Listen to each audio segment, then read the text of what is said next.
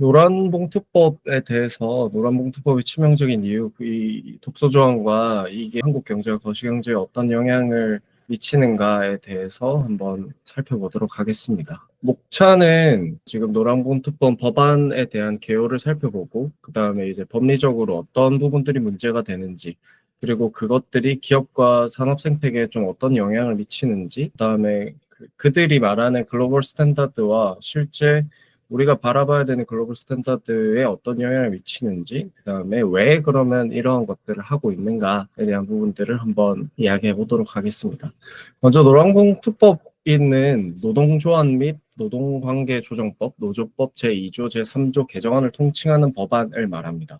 여기서 주요한 세 가지 갈래가 있는데, 일단 사용자 범위 확대입니다. 그래서 직접 고용관계가 없는 원청기업까지 사용자로 인정한다. 그다음에 노동쟁의의 대상도 확대한다. 그 구조조정이나 M&A 같은 핵심 경영 사항도 쟁의의 대상이 될 수 있다. 다음 손해배상 책임 제한이다. 파업으로 인한 손해에 대한 기업의 배상 청구권에 대해서 제재를 가한다. 요게 크게 세 가지 갈래라고 보시면 될 것 같습니다. 요 노란봉투법이라는 명칭의 의의는 2014년에 이제 쌍용자동차 파업하고 한 시민이 47,000원을 모금한 것에서부터 비롯되어서 지금까지 노란봉투법으로 부르고 있습니다.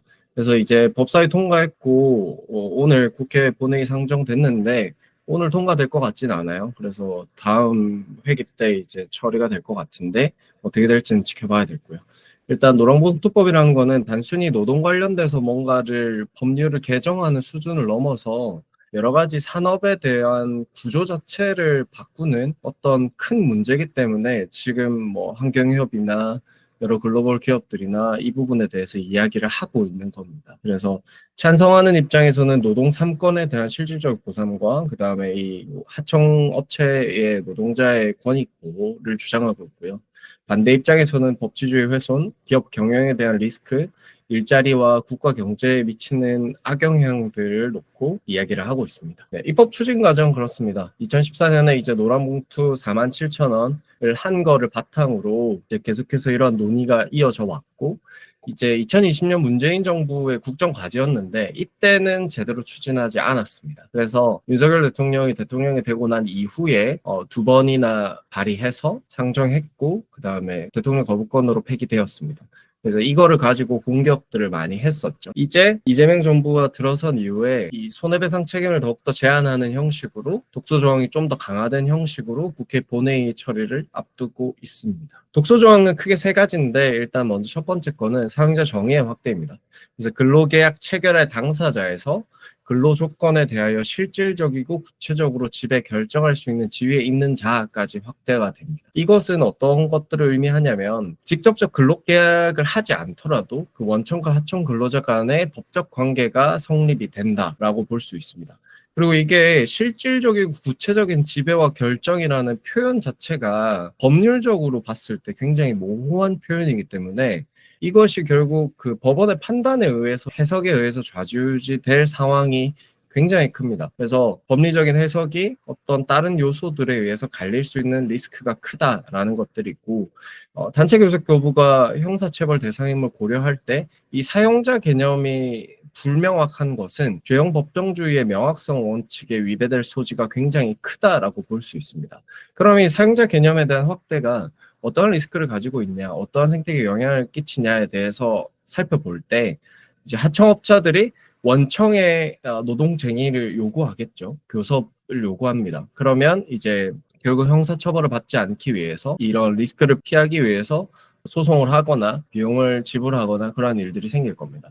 그러면 원청 입장에서는 상시 파업과 교섭에 대한 리스크가 생기는 겁니다. 그러면 기업들은 어떻게 반응을 할까요? 생산기지를 해외로 이전하거나 원래 하청 주던 일들을 그냥 원청으로 가져오는 것들, 그 다음에 사람을 쓰지 않아도 되는 자동화들을 추진할 겁니다. 그럼 결과적으로 노란봉투법의 취지 자체는 노동 3권을 이제 본질적으로 보호하겠다라는 건데 그 모든 생태계 자체가 붕괴되는 역할을 낳게 된다라는 것. 두 번째는 이제 노동쟁의의 확장입니다. 그래서 근로조건의 결정에 관한 사안에서 포괄적인 근로조건으로 변경함으로써 이 기업 경영권에 대한 중대한 침해를 초래하게 됩니다. 그러니까 쟁의할 수 있는 범위가 넓어진다라는 거는 단순히 근로조건, 나와 회사의 어떤 협의된 근로계약뿐만 아니라 어떤 정리해고나 구조조정이나 매각이나 뭐 M&A나 아니면 뭐 사업부 신설, 뭐 TFT 이런 것들 기업의 경영에 어떻게 보면 중요한 사안이고 비밀스럽게 해야 되는 일들까지 그 쟁의의 대상화가 된다라는 겁니다. 그럼 기업에 있어서 이 노조와 그들 노동자에게 너무나 많은 결정권들이 주어진다라고 볼 수 있습니다. 그래서 오너가 어디 투자하겠다고 했는데 노조가 그것을 거부할 수 있는 권리가 생긴다라는 거죠. 이것은 어떤 법리적인 문제를 가지고 있냐? 상법상 경영권과 기업 지배구조 원리의 정면으로 충돌하게 됩니다. 그러니까 노조는 회사의 노동자일 뿐이지 사실상 회사의 지배권을 가지고 있지는 않습니다. 근데 기업 경영에 있어서 굉장히 중요한 요소들, 예를 들어서 이제 현대차가 미국에 공장을 짓는데 노조 입장에서는 굉장히 마음에 들지 않겠죠. 그래서 이것들을 쟁의를 해가지고 결국 미국 공장 설립을 무산시켰다. 이러면 사실은 기업 경영권을 아예 침해하는 것들이 된다라는 거예요. 그래서 기업 지배 구조 자체를 뒤흔드는 결과를 낳게 된다라는 거예요.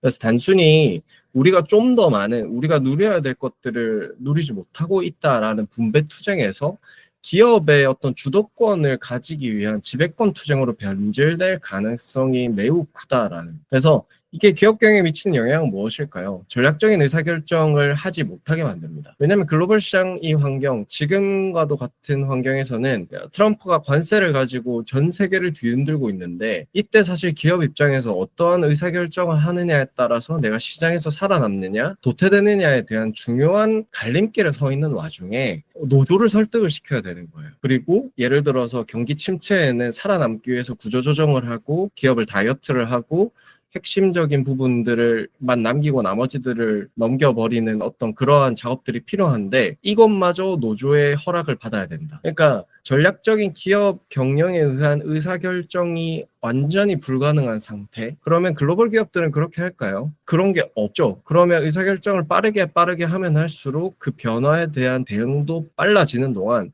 한국 기업들은 그 사이에 노조를 설득하고 있어야 된다. 그리고 원청뿐만 아니라 하청까지 설득하고 있어야 된다라는 부분이 굉장히 큰 리스크로 작용을 한다라는 겁니다. 그러면 이것들은 결국 혁신적인 선택을 막게 하고 그다음에 지금 내가 노조가 오케이한 부분까지 하청업체가 감내하는 부분까지만 하고 더 이상의 뭔가 새로운 것들을 하지 않거나 아니면 이렇게 변화에 대응하는 그 대응력이 굉장히 약해질 수밖에 없다라는 것. 네, 세 번째는 이 불법행위 책임에 대한 무력화의 문제입니다. 그래서 손해배상 책임 제한 조항인데요. 연대 책임을 금지하고요. 이 기업이 결국 조합원 개개인의 귀책사유와 손해 기여도를 입증해야 됩니다. 그리고 법원이 이것에 대해서 임의로 감면할 수 있는 권한이 있습니다. 그리고 면책 확대, 그러니까 손해배상 청구 자체가 불가능하거나 그 법원의 판결을 받아야 되는 상황들이 생깁니다. 그러니까 아무리 이런 파업으로 인해 손해를 끼쳤다 한들 그것에 대한 책임들을 본인이 지지 않아도 된다라는 굉장히 큰 문제가 생긴다는 거죠. 그 쌍용 자동차 파업으로 인해서 생긴 그 손해배상 청구 47억에 대한 부분을 이때 우리는 무력화하기를 원한다라는 부분이 이렇게 지금 독소조항으로 마련이 된 겁니다. 결국 이거는 민법 원칙의 위반이 되는 겁니다. 공동으로 불법 행위를 저지른 자는 연대하는 손해배상을 청구한다라는 그 원칙과 정면에 충돌하고요.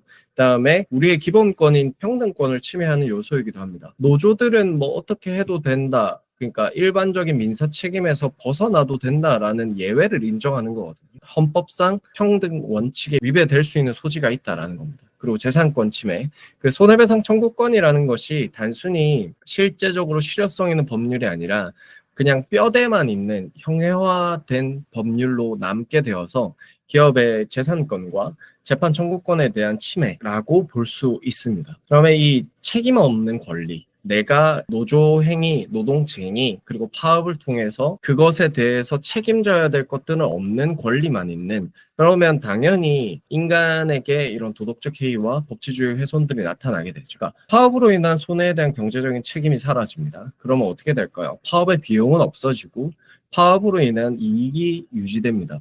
그러면 파업을 하면 할수록 조합원 입장에서는 플러스 요소가 된다라는 거예요. 그래서 일단 무조건 들어눕고 그 뒤에 니들이 뭐라 하는지 들어볼게 라는 관행이 고착화될 수 있습니다. 그러면 이 노사관계의 어떤 구조가 굉장히 파괴적인 구조로 형성이 될 수 있다라는 거고, 법치주의가 무너지는 가장 큰 요소가 될 수 있습니다. 그러니까 힘의 지배, 그러니까 노조가 얼마나 강력한 이 힘을 가지고 있냐, 그거에 따라서 어떤 식으로 내가 좌지우지할 거냐, 기업의 지배권과 이 기업 경영에 얼마나 관여할 거냐, 이런 부분들. 결국 이 모든 노사 관계가 단순히 열심히 일하면 회사도 잘 되고 나도 잘 되고 이러한 개념이 아니라 얼마나 저 사람 거를 뺏어올 수 있을까 하는 투쟁의 장으로 변질될 수밖에 없다라는 겁니다. 그래서 크게 이런 세 가지에 대한 독소 조항들이 지금 주요 쟁점이라고 보시면 될 것 같습니다. 네, 그러면 이게 기업과 산업 생태계에 어떤 영향을 미치게 되냐? 아까 이제 조금 간편하게 살펴봤지만 결국 기업의 전략적인 의사결정을 방해하고요. 경영권을 위축하는 결과를 낳게 됩니다.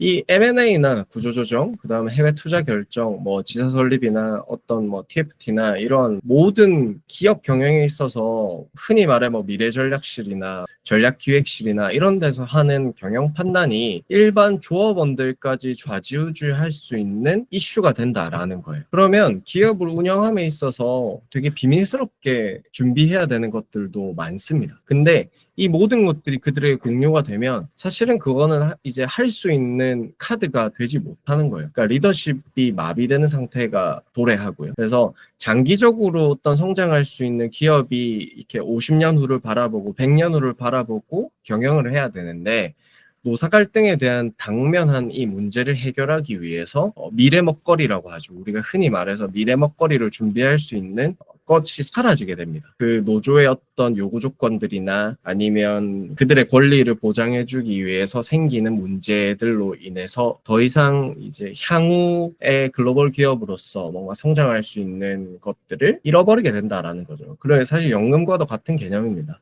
그러니까 지금 가지고 있는 것을 빼앗을 뿐이지 더 이상 미래를 도모하는 것들이 될 수 없다라는 거예요. 아까 말씀드렸듯이 급변하는 글로벌 시장 변화에서 신속 대응 능력이 떨어지게 됩니다. 그럼 글로벌 경쟁에서 뒤처질 수밖에 없죠.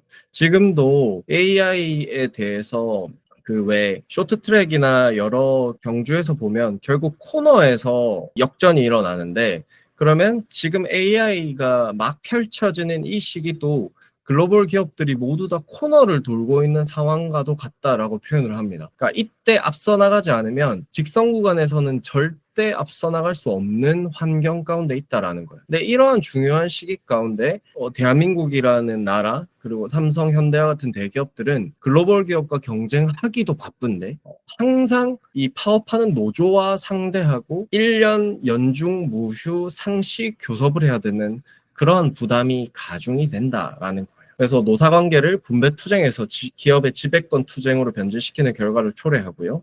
협력적 노사관계가 아니라 기업 지배 구조 자체를 흔들게 되는 어떤 법적인 요소로 작용을 하게 된다라는 거예요.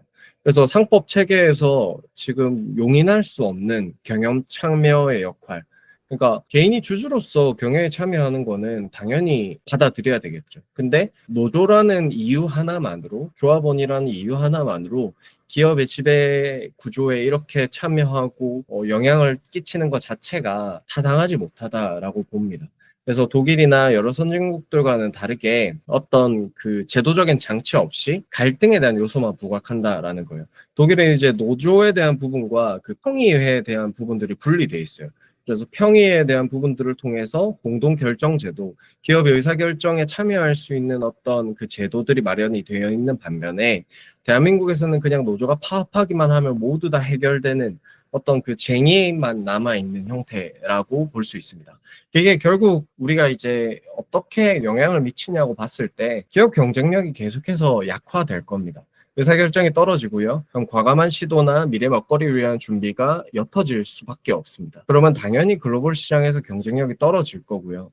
코리안 디스카운트에 대한 이런 문제들이 심화될 수밖에 없다라는 겁니다. 노란봉투법이 기업 전략에 미치는 영향은 뭐냐면 생존 전략을 포기하거나 손실을 감수할 수밖에 없다라는 거예요. 이 두 가지 선택지밖에 없다라는 거. 그러니까 되게 기업의 전략적인 민첩성은 이 글로벌 시대에서 살아가는 데 있어서 생존의 필수 조건인 이러한 시대 가운데에서 이 노란봉투법은 기업의 의사결정을 제대로 하지 못하게 되는 열매를 낳게 된다라는 거. 그러니까 대기업들이 지금 뭐 메타나 구글이나 뭐 MS나 여러 글로벌 빅테크들이 선택하는 거에 따라서 향후 10년, 20년을 좌우하는 시대에 어떻게 보면 분기점에 우리가 서 있다고 볼 수 있는데 이때 대한민국은 이러한 짓을 하고 있다라는 겁니다. 그것이 굉장히 안타까운 일이라는 거죠. 원청과 하청 가운데 결국 신뢰가 아예 망가지게 됩니다. 그러니까 제조업의 되게 근간인 이 원청이 있고 지금은 하청이라는 표현을 사실 하지 않죠. 근데 협력업체라고 표현하는데 이러한 것들을 송두리째 무너뜨리고 우리나라 대부분을 구성하는 중소기업들에게 굉장히 큰 타격을 줄 겁니다. 그러니까 저는 스타트업 쪽의 업계에서 일하는데 스타트업 업계를 그러니까 투자를 결정하거나 이 스타트업이 정말로 괜찮은 스타트업인지 판단할 때 대기업이랑 어떠한 프로젝트를 하고 있느냐, 어떠한 POC를 하고 있느냐, 그 다음에 1차 벤더로 등록돼 있으면 베스트고요. 1차 벤더가 아니더라도 2차 벤더까지라도 참여하고 있다. 그리고 거기서 매출이 발생될 가능성이 높다. 그러면 굉장히 이 기업이 경쟁력 있는 업체로 봅니다. 근데 노란봉투법이 시행되고 나서라면 이 중소기업들의 경영 리스크도 상당히 커집니다. 우리가 대기업에 대해서만 이제 언론에서 이야기를 하지만 중소기업은 말 그대로 중간에 낀 고래 사이에 낀 새우처럼 그 등이 터지게 될 가능성이 굉장히 큽니다. 대기업들은 뭐 그렇게 한들 자기 대기업 중심으로 이 공급망을 재편할 수 있고 협력업체들을 없애버리면 됩니다. 그리고 생산기지를 해외로 이전시킬 수도 있고요. 수직 계열화를 만들어서 내재화시키는 방법들이 있을 겁니다. 그리고 지금 가장 핫한 섹터 중 하나가 로봇입니다. 이 산업화 로봇에 대한 부분들이 가장 핫한 섹터인데 이것이 무엇 때문이냐면 대한민국의 노동법이 점점 심화되고 결국 인력 인건비에 대한 문제가 가중화되기 때문에 이러한 부분들을 이제 로봇을 통해서 우리가 대체하겠다. 자동화 시스템을 도입해서 대체하겠다는데 투자를 좀 더 많이 하게 되겠죠. 현대차 같은 경우에도 그 보스턴 다이나믹스라는 회사를 1조를 들여서 인수를 했습니다. 그래서 그러한 식으로 원청 기업의 전략적인 대응 방법은 크게 해외로 아웃소싱하거나 수직 계열화를 하거나 자동화에 대한 투자를 더 많이 해서 흔히 말하는 우리 스마트 팩토리에 대한 부분들을 더 빠르게 도입하려고 노력을 할 겁니다. 노조와 싸움을 하지 않고 노조가 필요 없는 상태, 노조의 힘이 약화된 상태를 만들려고 노력을 할 거다라는 겁니다. 그들이 살아남기 위해서. 그러면 노란봉투법이 기업 전략에 미치는 영향은 입법 의도와는 완전히 반대되는 결과를 낳게 될 겁니다. 노동자 권익보호라는 그 입법 취지와는 다르게 오히려 그 협력업체, 중소기업 근로자들이 일자리를 잃게 되거나 협력업체 자체가 사라지는 굉장히 역설적인 결과를 만들게 될 것이라는 것이 자명한 사실이라는 겁니다. 세 번째 이제 생태계에 어떤 영향을 줄 거냐에 대한 것들은 파업만 하면 다 된다. 내가 들어놓기만 하면 다 된다. 이거 어린아이가 때를 쓸 때 마트에서 들어놓으면 엄마 아빠가 뭐를 사주는 게 당연하게 되는 것처럼 내가 들어놓기만 하면 얘가 내 말을 들어주네. 라는 그 파업 만능주의가 법적 제도로서 용인될 수 있는 가능성이 크고 이것은 대한민국의 법 질서를 근본적으로 침식시킬 위험이다라는 겁니다. 그래서 불법 행위를 하는 것이 자연스러운 일들이 된다. 공장을 점거하고요. 생산 라인을 중단시키고요. 임직원들의 출입을 방해시키는 그 위력 행위가 노사교섭의 일상적인 수단으로 자리 잡을 위험이 큽니다.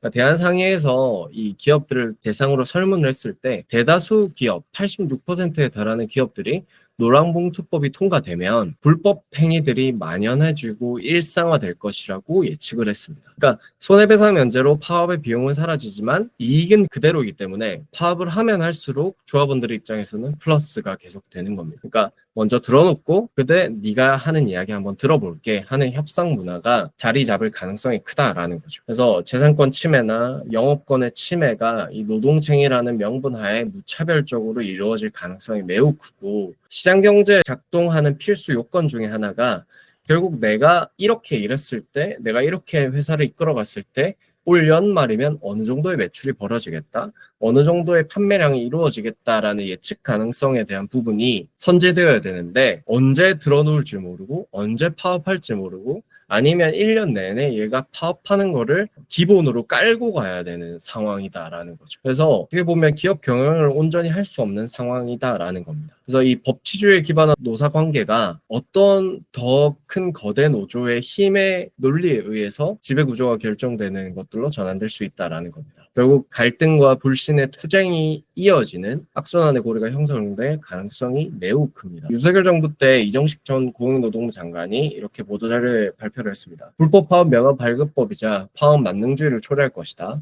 관행적 불법 행위가 면책되고 손해배상 책임까지 면제되면 사실상 무제한 파업권을 인정하는 것과 다름없다. 그들은 다른 이야기를 하고 있지만 사실 기업과 산업 생태계에 미치는 영향은 이만큼 클 것이다라고 보는 게 일반적인 시선이다라는 겁니다. 네. 그리고 코리아 디스카운트가 굉장히 심화될 가능성이 매우 큽니다. 코리아 디스카운트는 이제 들어서 많이 아실 거예요. 근데 한국 기업들이 글로벌 기업들보다 오히려 수치도 좋고 여러 가지 성장성도 풍부하지만 대한민국 기업이라는 이유 하나만으로 가치가 낮게 책정되는 현상입니다. 그래서 삼성전자라는 회사가 한국 코스피 시장에 상장돼 있기 때문에 지금과 같은 평가를 받지 못하는 것이지, 만약에 미국 시장에 상장이 돼 있었으면 이거보다 최소 5배 아니면 10배까지 평가받을 수 있을 가능성이 클 수 있습니다. 그러니까 쿠팡이라는 기업이 모든 비즈니스가 한국에서 이루어지는데도 불구하고 미국 시장에 상장한 이유도 사실 코리아 디스카운트의 문제 때문이고, 많은 기업들이 미국 시장에 상장하려고 애를 쓰고 있습니다. 그러한 상황에서 노란봉투법이 시행이 되면 더더욱 코리아 디스카운트를 심화시키는 영향을 줄 것입니다. 그러니까 법적 불확실성이 증가하고 의사결정이 지연되는, 그리고 글로벌 경쟁력이 약화되는, 그리고 우리나라 이제 코스피 코스닥 시장의 주식시장 저평가와 실물 투자가 감소할 겁니다. 그러니까 투자라는 거는 본질적으로 리스크를 헤징해야 되는 것들이고, 그것이 가격에 선 반영돼 있다고 보는 겁니다. 그러니까 노란봉투법에 대한 리스크, 세제 개편안에 대한 리스크, 이 정부의 추경에 대한 리스크들, 이 모든 리스크들이 결국 주식 시장에 반영이 된다라는 겁니다. 결국 그러면 해외 자본이 굳이 국내 시장에 들어올 필요가 없습니다. 대체재가 너무나 많은 게 투자 시장이에요. 그러면 그들에게 있어서 이 대한민국이라는 나라에 투자를 했을 때 돈은 벌기 힘들고 리스크만 더 커진다라고 하면 굳이 이 시장에 투자할 이유가 없다라는 거죠. 그리고 역 리쇼어링이 가속화됩니다. 미국으로 가거나 유럽으로 가거나 아시아로 가거나 여러 나라의 생산 거점을 옮기게 되는, 오히려 모든 제조업의 근반들이 사라지게 되는 영향을 낳게 된다라는 겁니다. 그래서 모든 경제단체들이 한 목소리로 투자 위축과 경영 환경 악화를 경고하고 있다. 특히 미중무역 갈등과 같은 외부적 압박이 가중되는 상황에서 노란봉투법은 한국 기업들에게 엎친 데 덮친 격으로 작용할 것이다 라는 게 보편적인 이야기입니다. 그러나 법안을 만드는 사람들은 절대 그렇지 않다라고 이야기를 하고 있죠. 그에 대한 근거는 없습니다. 그렇지 않을 것이다. 그렇게 파업을 많이 하지 않을 것이다 라고 이야기를 하고 있습니다. 그러면 이게 이제 연구 자료를 통해서 한번 살펴보겠습니다. GDP 손실을 파이터치 연구원에서는 한 15조 원 정도 손실이 있을 거다. 극단으로 치달았을 때, 그리고 최소 4조 원의 연간 GDP 손실이 있을 거고, 부산대 김비승연구는 10조 정도의 손실이 있을 거다라고 봤습니다. 그래서 일자리 감소 규모도 최대로 갔을 때는 27만 개, 최소로 봤을 때도 2만 개는 사라지게 될 거다라고 표현을 하고 있습니다. 일자리가 사라지게 될 것이다라고 봅니다. 그러니까 노란봉투법이 국내 일자리에 부정적 영향을 미칠 것이다라고 했습니다. 그들은 노동자의 권리를 보호하고 기존 근로자의 지위를 강화하려는 시도지만 결과론적으로 이게 일자리를 파괴할 수 있는 법안이 될 가능성이 매우 높다. 그러면 이것에 인해서 최대 피해 예상 집단은 어디냐? 청년층과 신규 취업자 집단, 비숙련 노동을 하는 노동자 집단이 될 거고요. 그 다음에 이 협력업체, 하청업체 노동자들이 가장 큰 피해를 보게 될 것입니다. 일자리 손실은 이제 2주에서 최대 27만 2만 개가 이제 파이터치 연구원의 연구 결과고요. 대기업 중시기업으로는 1.6만 개, 중소기업은 0.4만 개가 일자리가 줄어들 것이다. 결국 투자가 위축되고 생산기지 이전이 당연하게 일어나기 때문에 이러한 일자리가 사라지는 것은 자명한 사실이다라는 겁니다. 그래서 결국 그 법의 테두리 바깥에 있는 사람들이 오히려 더 큰 피해를 입는 고용시장의 양극화가 심화되는 겁니다. 대기업 그 노조 노조들은 사실은 잘리지 않을 가능성이 크지만 협력업체들이 문을 닫고 사라지면 사실 그들은 쟁의할 수 있는 권한을 얻지 못한 채 오히려 그들의 직장을 잃게 되는 영향을 미치게 된다라는 것. 노동시장의 이중구조가 더욱더 심화될 겁니다. 대기업 정규직 중심의 강성노조, 이들은 법적인 보호 안에서 교섭력이 더욱더 강해지고요. 오히려 기업의 경영에 참여할 수 있을 권리를 얻게 됩니다. 그들이 많은 경제적인 이득을 가져갈 수 있는 구조가 만들어지는 겁니다. 외부자들은 뭘까요? 청년층과 구직자와 미래 세대들입니다. 그리고 비정규직과 중소기업 근로자들, 노조에 속하지 않은 미조직 근로자들, 하청업체에 속한 계약직이나 일시직 취약 근로자들이 외부자에 소속이 된다라는 겁니다. 이들의 격차가 계속해서 심화될 것이다 라는 겁니다. 그래서 양질의 일자리가 사라지게 되는 결과를 낳게 됐고요. 비정규직들이 정규직으로 전환되는 기회들이 떨어질 거고 노동시장의 경직성은 더더욱 커질 겁니다. 그러면서 우리가 흔히 자유시장 경제에서 가장 중요하게 바라보는 것이 노동시장의 유연성인데 이것이 달성할 수 있는 이야기들이 사라진다. 그럼 청년 실업의 문제가 해소되지 않을 것이고요. 왜냐하면 대기업으로 들어가야 되니까. 그러니까 더 준비하고 더 추진하고 이런 것들이 더 심화된다라는 겁니다.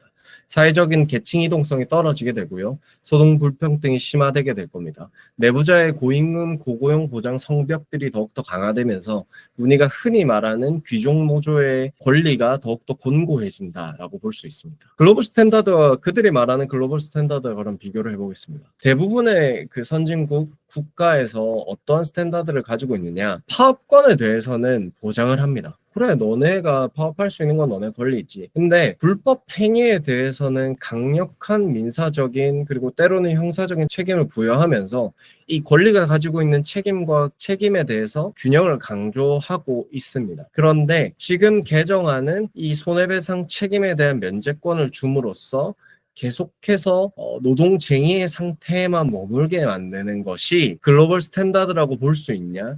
그렇지 않다라는 겁니다. 네. 프랑스에서는 이 노조에 대한 손해배상 청구를 금지하는 법안이 위헌으로 결정이 되었기 때문에 사실 이 민주당에서 이야기하는 것들이 타당하지 않다라는 것들을 볼 수 있습니다. 글로벌 스탠다드와 노란봉투법이 완전히 벌어져 있음을 우리가 발견할 수 있다라는 겁니다. 그럼 이들이 왜 이러한 노란봉투법을 이러한 리스크와 파생되는 결과가 자명함에도 불구하고 이렇게 강행하고 있을까라는 부분을 봤을 때 공식적인 명분은 헌법상 노동 3권에 대한 보장을 해야 된다라는 것들을 말하고 있습니다. 그리고 노조 활동이 계속해서 위축이 되고 있다. 왜냐하면 노조로 인한 그 손해배상 청구가 너무나도 막대한 비용이기 때문에 노조들이 무서워서 노조 활동을 제대로 못한다라는 겁니다. 그리고 이 ILO 권고에 따르면 글로벌 스탠다드에 부합하지 않은 대한민국의 노동 법률을 더욱더 보호하기 위함이다라고 말을 하고 있습니다. 그런데 사실상 이렇게 하는 이유,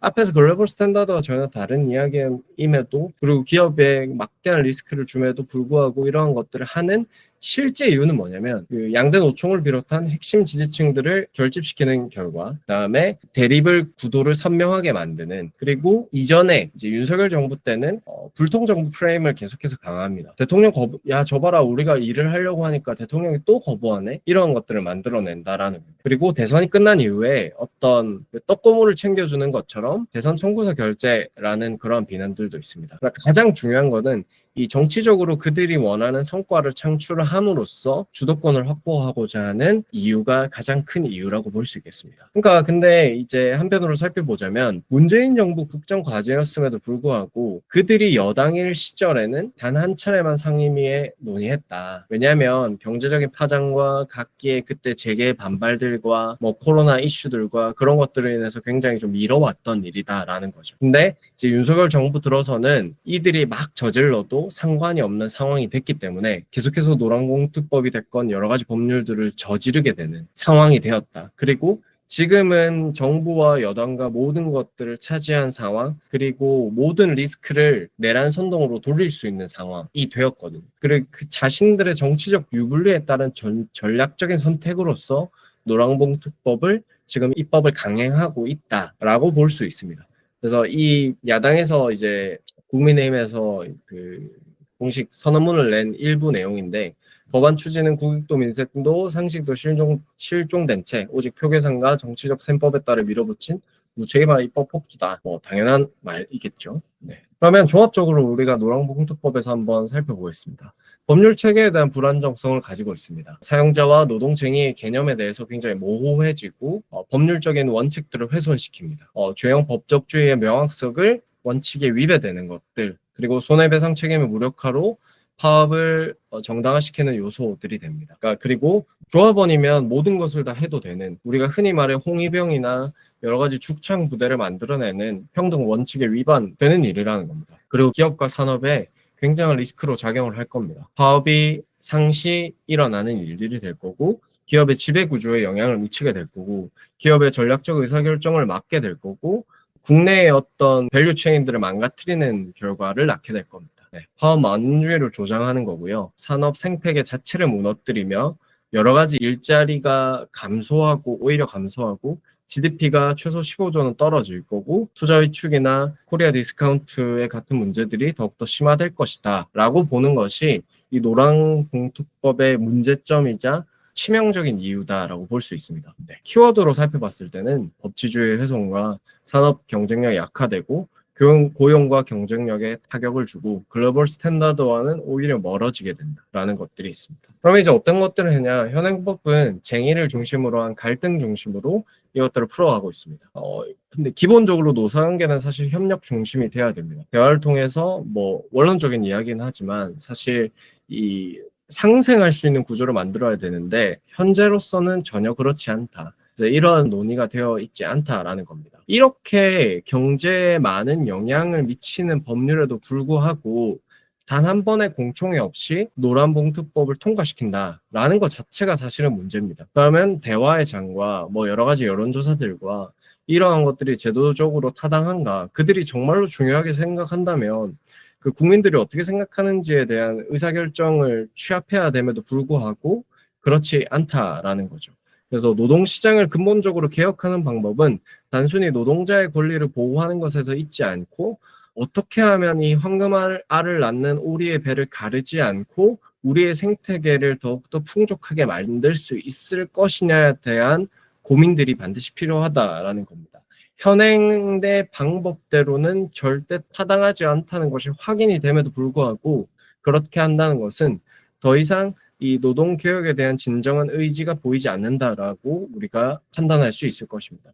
그러니까 독일의 공동결정제도라든지 북유럽의 유연 안정성 모델이라든지 협력적인 노사관계에 대한 연구들은 선행연구나 선례들은 많이 있습니다. 그래서 이것들을 실제적으로 대한민국의 노동 현장에 도입을 해서 그리고 충분한 논의와 합의를 거쳐서 이것들을 우리의 산업과 기업들에게 적용을 해야 된다라는 것들이 저희가 말할 수 있는 이야기일 것 같습니다.